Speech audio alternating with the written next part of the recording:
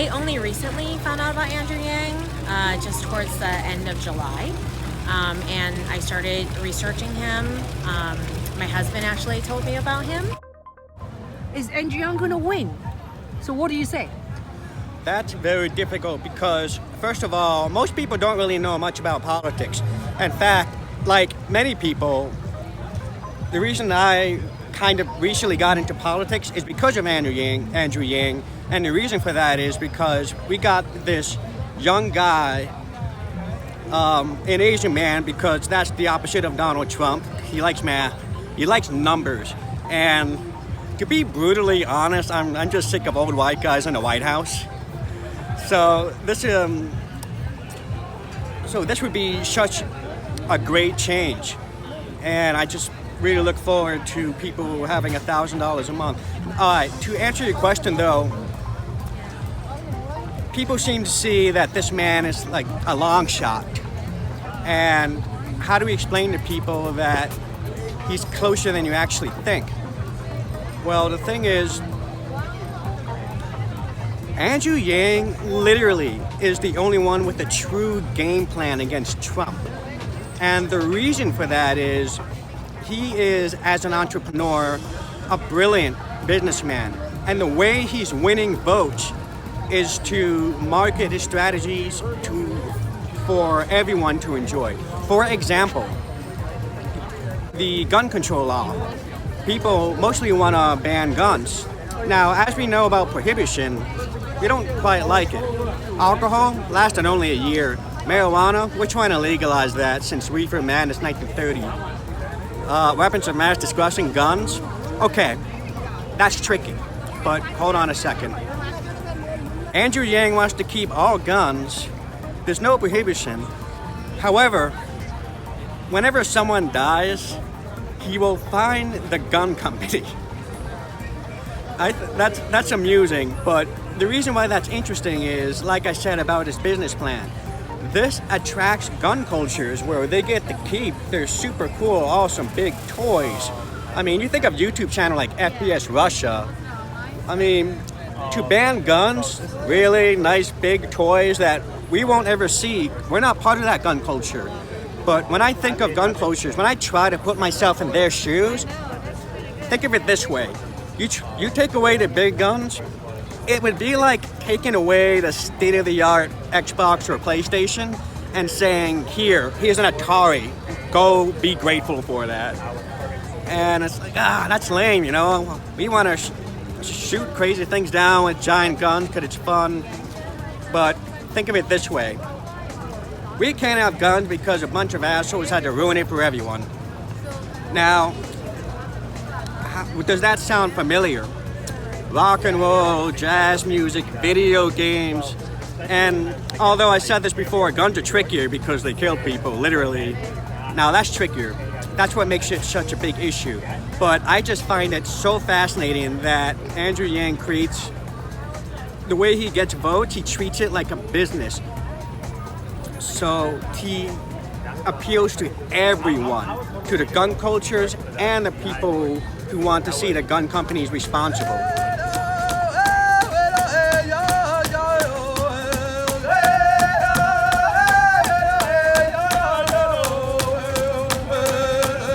He speaks the truth. He doesn't sugarcoat it. He doesn't play games with the words to make it, more palatable to one constituency or another. He just says, "Here's the facts. And here's a solution that works. Let's do it."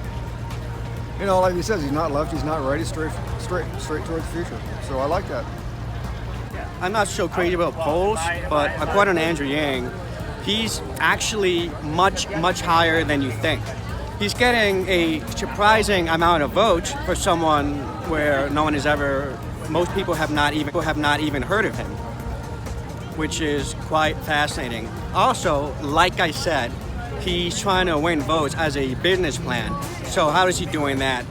He's going straight after the Trump supporters, directly right after them. Now, typically, Americans have this way of thinking where the Trump supporters are stupid people. But I've seen a documentary that I would like to share. The Trump supporters, from what I've seen, they're struggling. They want they want better attention from the government. From this documentary, I saw them gathering together, and they just acted like normal, articulate people. They're not stupid. They're misled. This is my first time volunteering for a political candidate. I have supported other candidates by voting as well as donating, but this is my first time wearing full gear. I even have buttons. Andrew Yang is targeting the Trump supporters who feel betrayed. So, for example, there's actually way more problems than self-driving trucks. There's a lot of things that will be automated. So why does he emphasize the trucks? Why? Because it's one of the most common jobs in America. That's how Andrew Yang is a genius businessman. He doesn't quite have to talk about all the other things. He can just say the word self-driving truck, like the majority of Americans are going to be out of the workforce. Like, that's all he has to mention. That the one thing he does list, he'll take a slice of every self-driving truck mile. You know how people say that they feel like robots at particular jobs that depresses them? Now, think of it this way. You're trained to do the same thing over and over again. Let's say a cashier.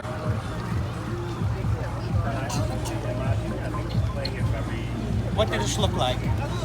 Looks like a robot. Correct. Looks like a robot, but in the words of Andrew Yang, except we will never be as good as the real thing. So that's a huge problem. The robots they're free, maybe upwards like $70K a year or something. But basically it's just much cheaper to get robots. The $15 an hour minimum wage increase, it sounds nice on paper, but according to Andrew Yang, it's just gonna give companies an incentive to replace the workers. And according to Elizabeth Warren, she saw communities where people are paid $1 an hour as a cashier, and what's really going to happen is that the companies are just going to say, too much money, let's start replacing them. And the sick, sad truth about the mentality of the rich, considering 12% are in terrible poverty in America, the brutal honesty from the rich, how they feel, is, oh well, just bomb them off the grid, weed them out. Just weed them out, like some sort of human cleansing. It just weeds out the poor just completely off the grid. And along with the middle class, that's starting to push lower and lower. So the new poor is going to be the middle class.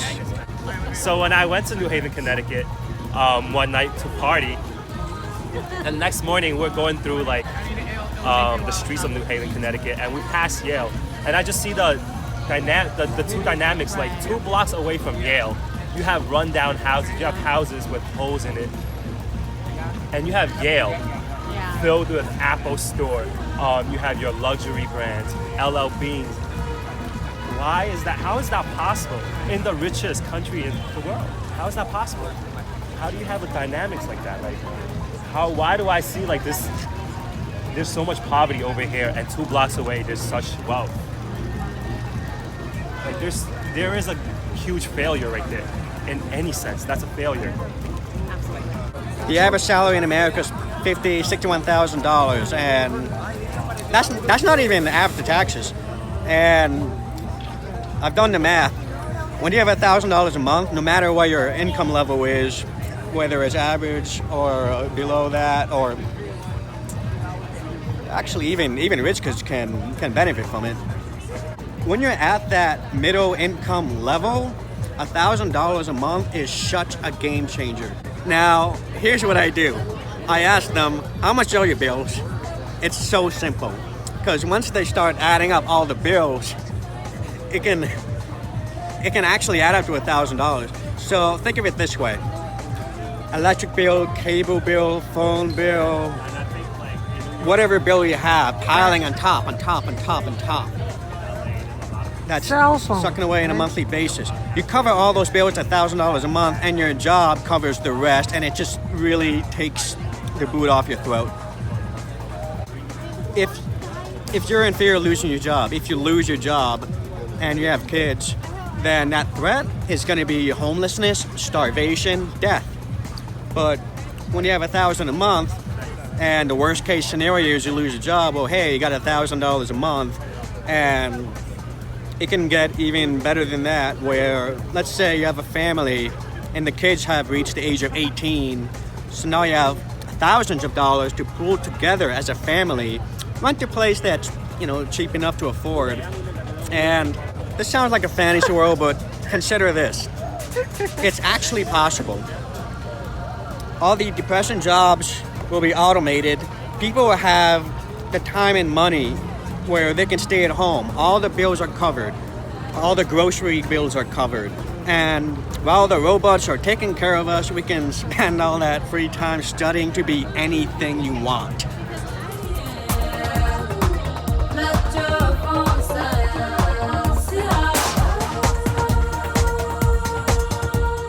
Right, here's how I view the campaign. Right now at the campaign, you see him moving up in a linear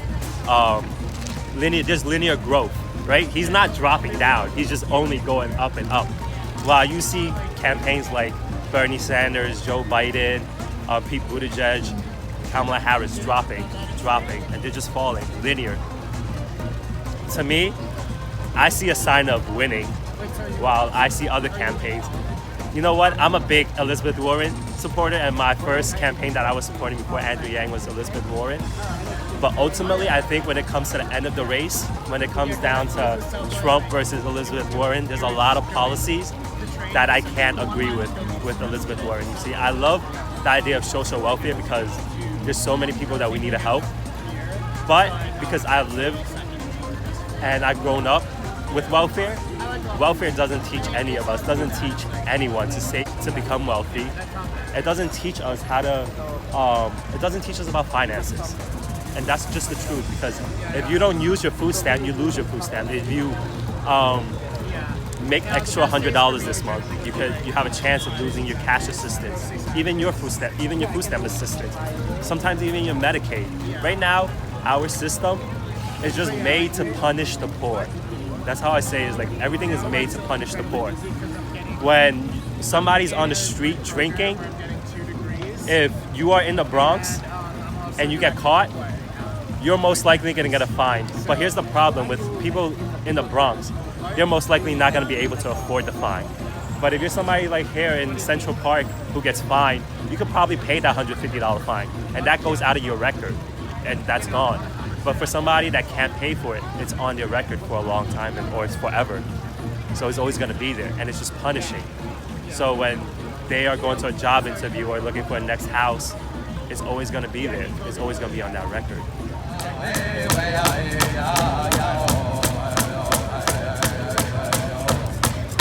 Hey,